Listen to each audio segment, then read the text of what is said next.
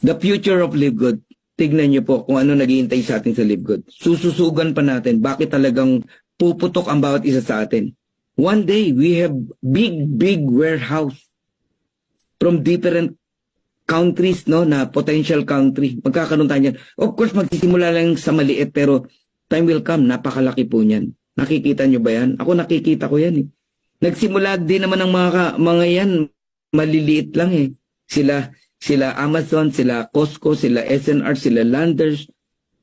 Lahat yan, nagsimula sa maliit lang. Si Amazon, nagsimula sa libro lang eh. Libro lang ang binibenta, digital pa. Oh, pero ngayon, lahat ng kailangan mo nasa Amazon na. Now, tignan nyo, mga appliances, di ba? Oh, Live Good yan. Oh, ano pa? Mga, ano pa yan? Appliances din yan eh. Mga solar panel, Live Good din yan. Household products. Lahat ng tahanan may household eh. Live Good din. Sipin mo. Oh, magkakaroon tayo ng mga hotel savings card. Ito na yung sinasabi ko sa inyo, malapit na yan.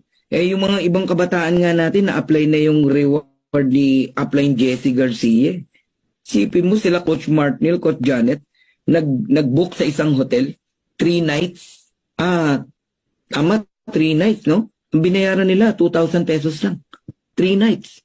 Because of the hotel saving card na reward ni Coach Jessie Garcia. Ganun yan, no? Time will come, magkakaroon tayo, product din natin yan. And, ano pa, of course, Live Good yan, mga apparel, magkakaroon tayo yan. Live Good din yan. Okay?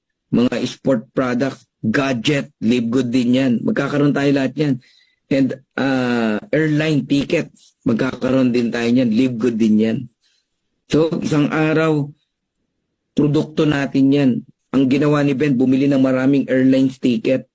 Siyempre, si airline, bibigay niya ng mababang presyo kay Ben. Bakit? Aba, hindi pa naman gagamitin. Binayaran ka na ng cash. Pera na yun. Ba't di ka papayag? Ang hotel, ganun din. Bibili ng maraming slot sa hotel. Bibili ni Ben yan. Okay?